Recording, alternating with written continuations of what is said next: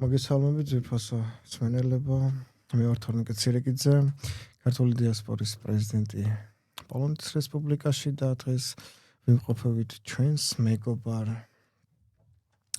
იმი რადიოში. დიდი მადლობა, რომ გვეძლევა შესაძლებლობა მივაწოდოთ ჩვენ მსმენელს საინტერესო ინფორმაციები. ვფიქრობ დღევანდელი საუბარი ისეთ თემას შეეხება, რომელიც თითოეული ჩვენგანს მიუხედავად იმისა, სადაც ვცხოვრობთ საქართველოში, პოლონეთში თუ მსოფლიოს სხვადასხვა ქვეყანაში პირდაპირ მაინც გვეხება, ხო? დღეს მინდა გესაუბროთ უსაფრთხოების დილემაზე და შევეცადოთ გავიგოთ, რატომ არ ენდობიან მსოფლიოს ქვეყნები ერთმანეთს, ხო? როცა ვუყურებთ საერთაშორისო პოლიტიკას, ხშირად გვიჩნდება განცდა, რომ ქვეყნები მუდმივად დაძაბულ მდგომარეობაში არიან. შეთანხმებები იდება, ლიდერები ხელს ართმევენ ერთმანეთს, მაგრამ ამ ყველაფრის უკან მაინც რჩება უხილავი შიში. რა მოხდება ხვალ? შეიძლება თუ არა სრულად ვენდოთ მეორე მხარეს. რატომ არის ზოგადად ეს ასე? რატომ ხდება, რომ ერთი ქვეყნის მიერ საკუთარი უსაფრთხოების გაძლიერება მეორე ქვეყნისთვის საფრთხედ აღიქმნება, ხო? უსაფრთხოების დილემა სწორედ ამ წინააღმდეგობაზე საუბრობს. წარმოიდგინეთ ძალიან მარტივი მაგალითი. ცხოვრობთ გარემოში, სადაც ბოლომდე არ ხართ დარწმუნებული. რამდენად უსაფრთხოა ვითარება.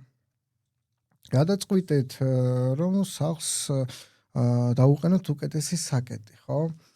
თქვენი მიზანი მარტივია, თავი დაცულად იგრძნოთ, მაგრამ მეზობელი ამ ნაბიჯს სულ სხვანაირად აღიქვამს. ფიქრობს, რატომ იცავს კარს ასე სერიოზულად? რამე იცის, რაც მე არ ვიცი? და ისიც აძლიერებს საკუთარ უსაფრთხოებას, ხო ლოგიკური არის. შედეგად ორივე უფრო ფრთხილი ხდება, ვიდრე მანამდე იყო. საერთაშორისო პოლიტიკაში ზუსტად მსგავსი ლოგიკა მუშაობს.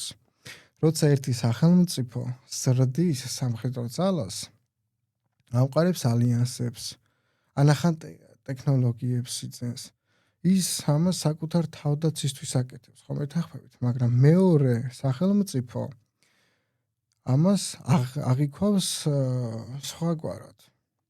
ეს აღიქმება როგორც საფრთხე მისთვის.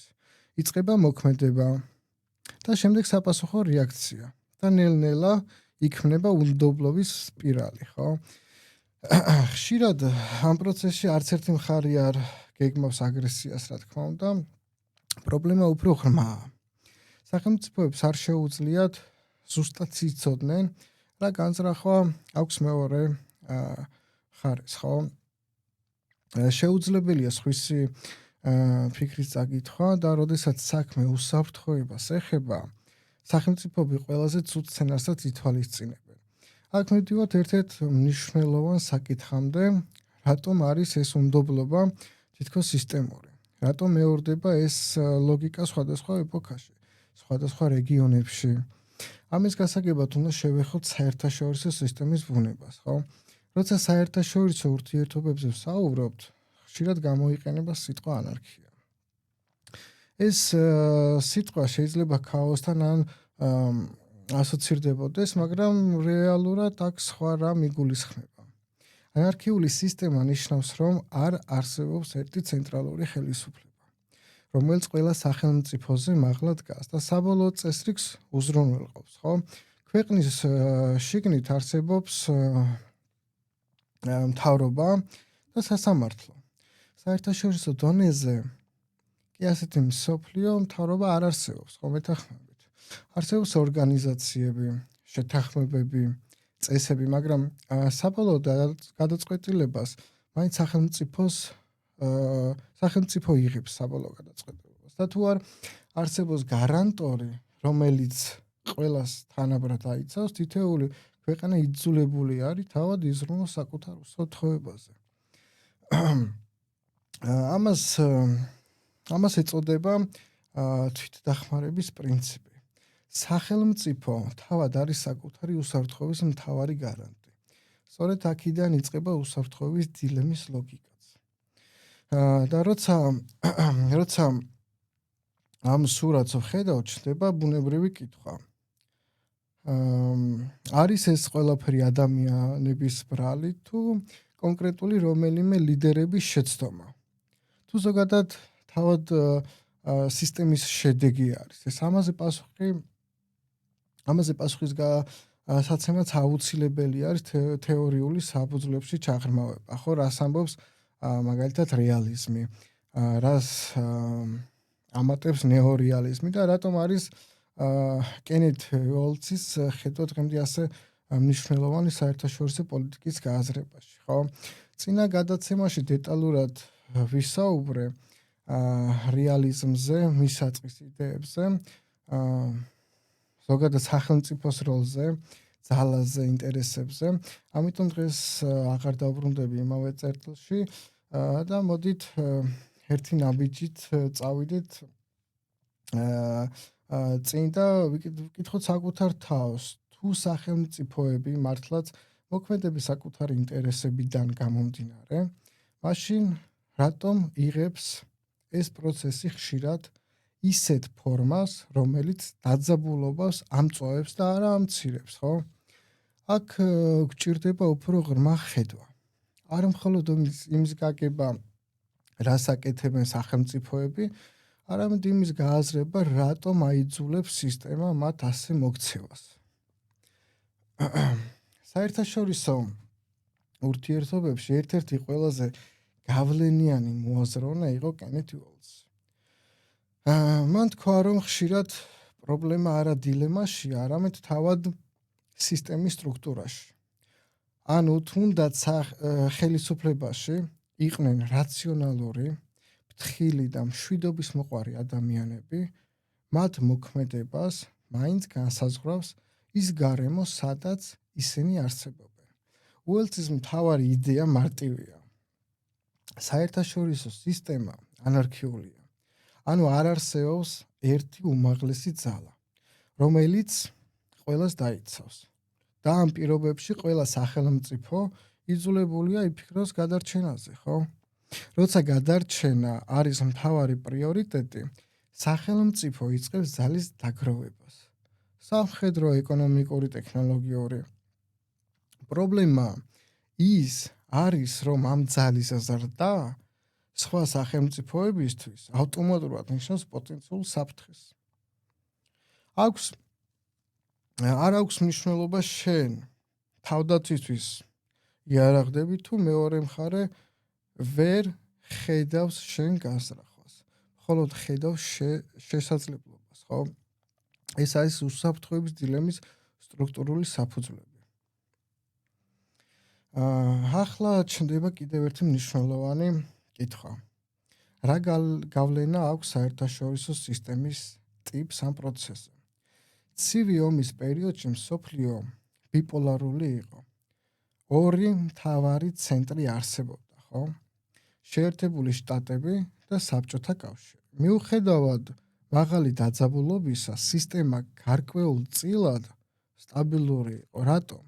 იმიტომ რომ ძალთა ბალანსი შედარებით მკაფია იყო. ყველა მიცოდა, ვინ იყო მთავარი მოთამაშე და სად გადიოდა წითელი ხაზები.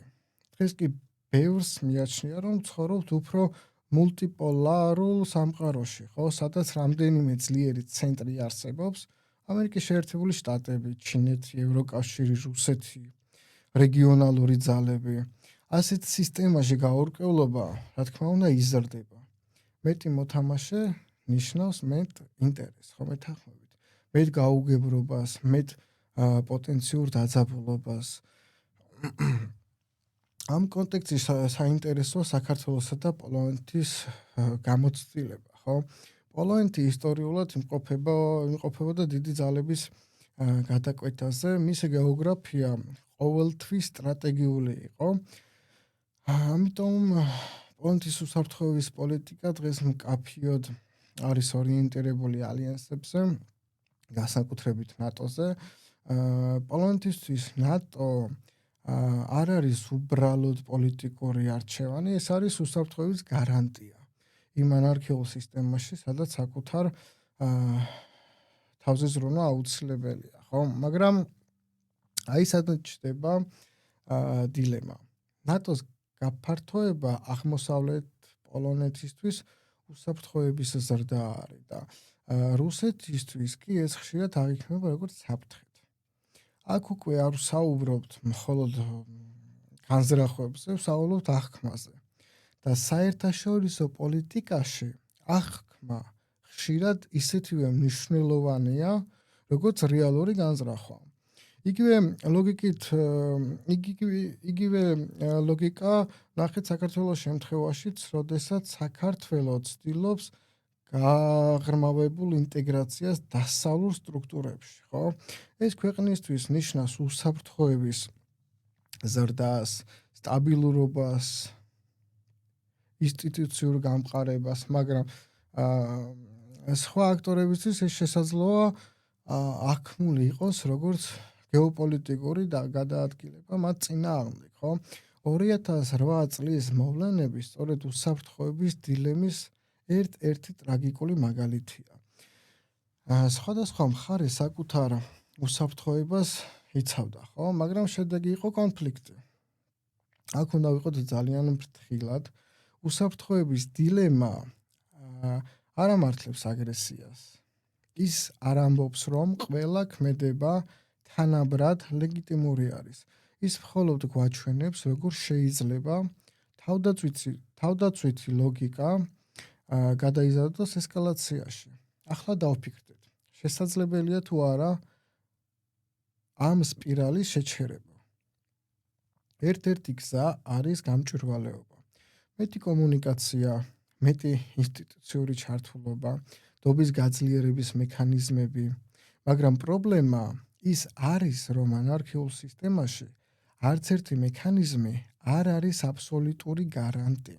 პოლონეთის მაგალითი გვაჩვენებს, რომ მცირე და საშუალო სახელმწიფოები ხშირად ირჩევენ კოლექტიურ უსაფრთხოებას, ალიანსებს, რათა ინდივიდუალური სისუსტე გადაიქცეს საერთო ძალად.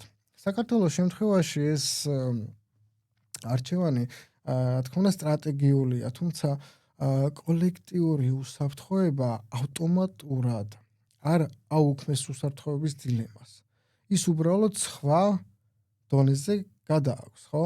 დღეს როცა ევროპაში კვლავ ხედავთ სამხედრო დაძაბულობას, იარაღი იზრდება, ენერგეტიკულ და ეკონომიკურ ზეწოლას ხედავთ, აშკარა არის უსაფრთხოების დილემა. აქ უკვე არ არის თეორიული კონცეფცია, ის ყოველდღიური პოლიტიკური რეალობა არის, ხო, გახდა სამწუხაროდ, მაგრამ აქ ჩდება უფრო ღრმა კითხვა. არის თუ არა ნდობა საერთო შესაძლებელი ანარქიულ სისტემაში? თუ ნდობა ყოველთვის იქნება შეზღუდული დროებით და პირობით, ხო? შესაძლოა პასუხი იმაშია, რომ სრულ ნდობას ვერ მივაღწევთ. მაგრამ შეგვიძლია შევამციროთ გაურკვევლობა, გავზარდოთ პროგნოზირებადობა, შევქმნათ ისეთი წესები, რომელთა დარღვევა ძალიან ძვირი დაუჯდება ნებისმიერს. საქართველოსა და პოლონეთის გამოცდილება გვასწავლის ერთ რამეს. პატარა და საშუალო სახელმწიფოებისთვის სტრატეგიული სიცხადე სასიცოცხლოდ მნიშვნელოვანია.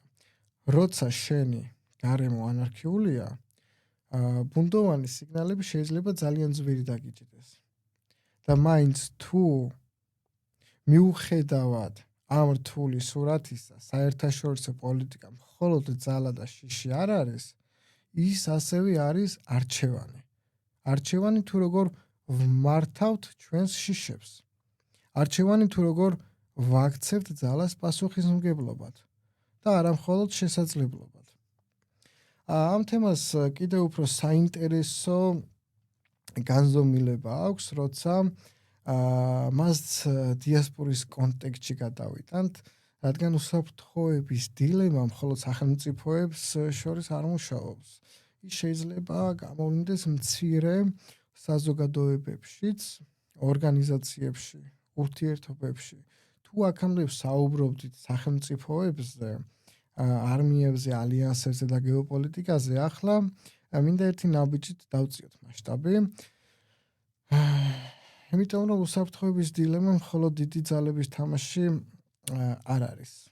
ის ადამიანურ დონეზეც მუშაობს, იქ სადაც თითქოს ტანკები და რაკეტები საერთოდ არ არსებობენ. მაგალითად დიასპორა. როცა ადამიანები უცხო ქვეყანაში ცხოვრობენ, განსაკუთრებით ისეთ გარემოში, სადაც კულტურული, ენობრივი ან ისტორიული განსხვავებებია, ბუნებრივად ჩნდება სურვილი შევინარჩუნოთ იდენტობა, დავიცოთ საკუთარი სივრცე, გავაძლიეროთ შიდა ერთიანობა. ეს სრულიად ჯანსაღი ინსტინქტი არის, მაგრამ აქაც შეიძლება იგივე ლოგიკა ამოქმედეს, მაგალითად ერთ ორგანიზაციას შეიძლება ჰქონდეს სურვილი, გააძლიეროს საკუთარი სტრუქტურა, კაფიოდ გამიჯნოს წევრობა, ჩამოაყალიბოს მკაცრი შიდა წესები, ხო? მიზანი სტაბილურობა და დაცულობა. თუმცა მეორე ჯგუფმა შეიძლება აღიქვას როგორც ჩაკეტილობა, გავლენის გაფართოების მცდელობა ან კონკურენცია, ხო? იწყება ეჭვი, ეჭვი კი იწვევს საპასუხო ნაბიჯებს. მეორე მხარეც ამყარებს საკუთარ სტრუქტურას, ზრდის კონტროლს, ზღუდავს კომუნიკაციას და ნელ-ნელა იქმნება დაძაბულობა. იქ სადაც თავიდან მხოლოდ უსაფრთხოების სურვილი არსებობდა, ხო? ეს არის იგივე უსაფრთხოების დილემა, უბრალოდ მიკროდონეზე. დიასპორაში ეს განსაკუთრებით სენსიტიური თემაა, რადგან აქ უსაფრთხოება მხოლოდ ფიზიკურ დაცვას არ ნიშნავს, ის ნიშნავს კულტურულ უსაფრთხოებას, ენის შენარჩუნებას, ტრადიციების და ღირსების დაცვას, ხო? როცა ერთი ჯგუფი ცდილობს უფრო აქტიურად წარმოაჩინოს საკუთარი პოზიცია მასპინძელ ქვეყანაში, მაგალითად პოლონეთში, ეს შეიძლება აქმული იყოს როგორც პოლიტიკური ან გავლენობრივი მოძრაობა, ხო? მაგრამ რეალურად ხშირად ეს უბრალოდ ცდილობაა, რომ საკუთარი ხმა არ დაიკარგოს. აქ მთავარი პრობლემა ისევ, რა თქმა უნდა, გაურკვევლობა არის. საერთაშორისო სისტემაში სახელმწიფოები ვერ ხედავენ ერთმანეთის ნამდვილ განზრახვებს. დიასპორაში ადამიანები ვერ ხედავენ ერთმანეთის შიდა მოტივებს, ხო? ჩვენ ვხედავთ ქმედებას, მაგრამ არა განზრახვას. და როცა განზრახვა ბუნდოვანია, ადამიანის გონება ხშირად ყველაზე ცუდ სცენარს წარმოადგენს, რა თქმა უნდა. ეს არის და ეს უკვე ფსიქოლოგიურად უმაღლეს წნეხსაც შეგვიძლია შევადაროთ. უსაფრთხოების დილემა მხოლოდ პოლიტიკური ან სამხედრო თეორია არ არის მოგეხსენებათ, ის დაკავშირებული არის ადამიანის ბუნებასთან, გაურკვევლობის შიშთან, როცა არ გვაქვს სურვილი და როცა არ გვაქვს შეხედულება, არ გვაქვს სურათი და სრული ინფორმაცია, ჩვენ ვირჩევთ სიფრთხილეს. სიფრთხილე კი ხშირად იქცევა დისტანციად. დისტანცია არის, რა თქმა უნდა, უნდობლობა და უნდობლობიდან გამოწვეული. ახლა დავუბრუნდეთ საქართველოსა და პოლონეთის მაგალითს. ორივე ქვეყანას აქვს რთული ისტორიული გამოცდილება, ამაში ყველა ვთანხმდებით. ორივე მიცის, რას ნიშნავს გეოპოლიტიკურ ზეწოლაში ყოფნა. ამიტომ ორივე ქვეყნის პოლიტიკურ კულტურაში უსაფრთხოების საკითხი განსაკუთრებულად მწვავე არის. ეს ისტორიული მეხსიერება გავლენას ახდენს, რა თქმა უნდა, დღევანდელ არჩევანზე. იგივე ხდება დიასპორაში. ხო, თუ საზოგადოებას აქვს წარსული ტრავმა, პოლიტიკური, კულტურული, ასოციალური, ის უფრო, რა თქმა უნდა, ფრთხილი ხდება, უფრო სწრაფად ამჩნევს საფრთხეს. ზოგჯერ იქაც კი სადაც საფრთხე რეალურად არ არსებობს. ამიტომ ძალიან მნიშვნელოვანი არის კომუნიკაცია. საერთაშორისო პოლიტიკაში ნდობის გაძლიერების მექანიზმებია, შეთანხმებები, მონიტორინგი, გამჭვირვალეობა, ერთობლივი პროექტები, ხოლო დიასპორაში ეს შეიძლება იყოს ღია შეხვედრები, ერთობლივი ინიციატივები, საერთო კულტურული ღონისძიებები, ინფორმაციის გამჭვირვალე გავრცელება. ანუ თუ უსაფრთხოების დილემა გაურკვევლობიდან მოდის, მისი ნაწილობრივი გადაწყვეტა პროგნოზირებადობის ზრდაშია. მაგრამ აქ უნდა ვაღიაროთ ერთი რთული რეალობა. უსაფრთხოების დილემა სრულად არასდროს ქრება. არც საერთაშორისო პოლიტიკაში და არც ადამიანურ ურთიერთობებში, ხო? მისი მართვა შესაძლებელია, მაგრამ სრული აღმოფხვრა ძალიან რთულია. და სწორედ აქ არის ლიდერობის როლი. ლიდერი იქნება ის სახელმწიფოს მეთაური თუ დიასპორის ორგანიზაციის ხელმძღვანელი, პასუხისმგებელია, რა თქმა უნდა, არა მხოლოდ უსაფრთხოების უზრუნველყოფაზე, არამედ შიშის მართვაზეც, ხო? თუ მუდმივად ელოდება საფრთხეს, შენი ქმედებები თავად ქმნის იმ გარემოს, სადაც საფრთხე უფრო რეალური ხდება, ვიდრე ზოგადად არსებობს, ხო? ეს არის უსაფრთხოების დილემის ყველაზე ღრმა პარადოქსი. შესაძლოა საბოლოოდ კითხვა ასე დავსვათ, როგორ შევინარჩუნოთ სიფრთხილე ისე, რომ ის უნდობლობაში არ გადაიზარდოს. როგორ გავაძლიეროთ უსაფრთხოება ისე, რომ სხვისი უსაფრთხოება არ შევამციროთ.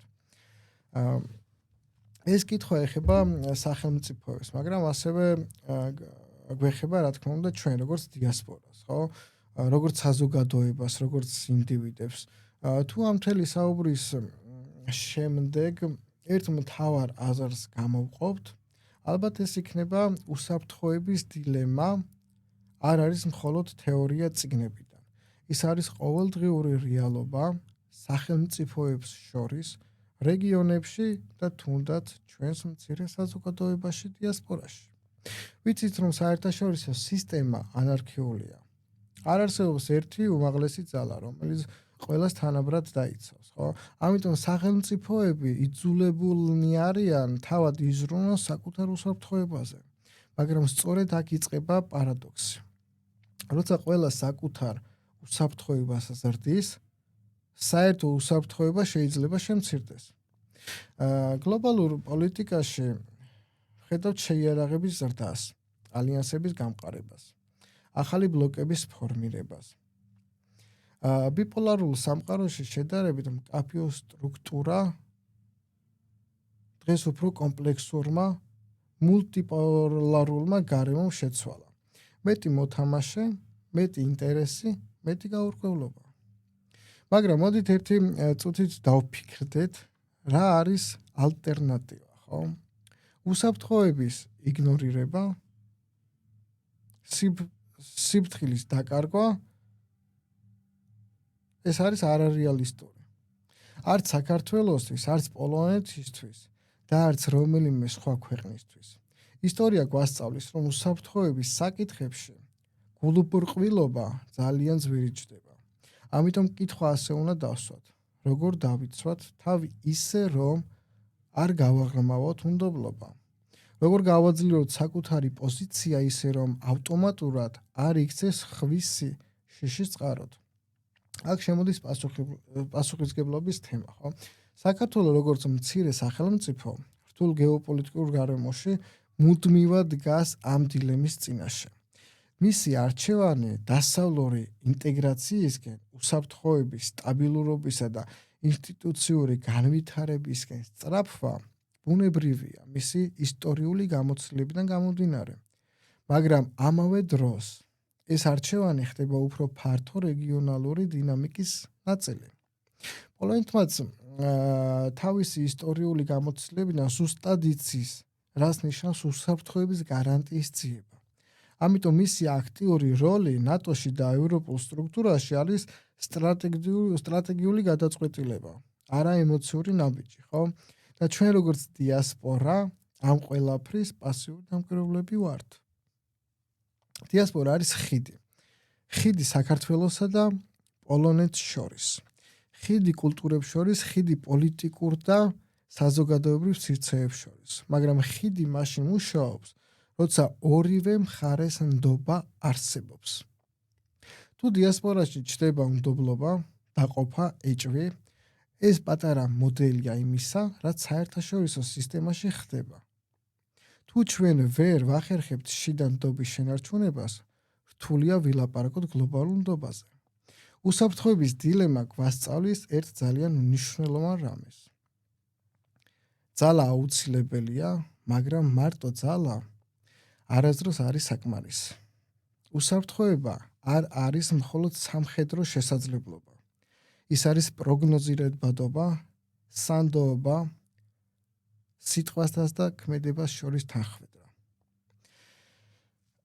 სახელმწიფო დონეზე ეს ნიშნავს პასუხისმგებლობას. დიასპორის დონეზე კი ღია კომუნიკაციას და თანამშრომლობას. ჩემო მეგობრებო, ეს თემა არის ჩვენთვის ყველასთვის ძალიან მნიშვნელოვანი და იმედია, რომ მივა ჩვენი საზოგადოება იმ დონემდე, როდესაც შეძლებს გაერთიანებას, შეძლებს ერთმანეთის სიყვარულს, თანამშრომლობას, კომუნიკაციას, როგორც უკვე აღვნიშნე, რაც ყველაზე ალბათ მნიშვნელოვანი არის ჩემთვის. დღევანდელი გადაცემა დასრულდა. დიდი მადლობა, რომ იყავით ჩვენთან. ვფიქრობ, რომ ეს თემა არ სრულდება ერთი გადაცემით, ის გრძელდება ყოველდღიურ არჩევანში, ყოველდღიურ ჩვენს ქმედებაში. დიდი მადლობა კიდევ ერთხელ და შემდეგ 4 შაბათამდე.